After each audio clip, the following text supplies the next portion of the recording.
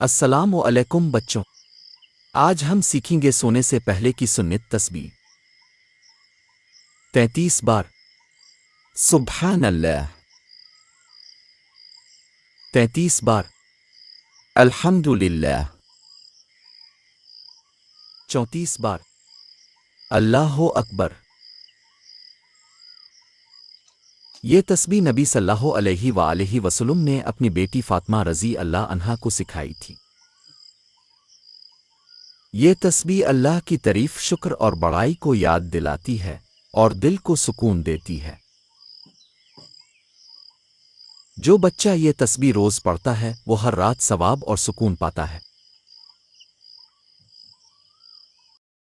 اس سنت کو زندہ کریں اور ایسی مزید خوبصورت سنتیں سیکھنے کے لیے ہمارے چینل کو ضرور سبسکرائب کریں۔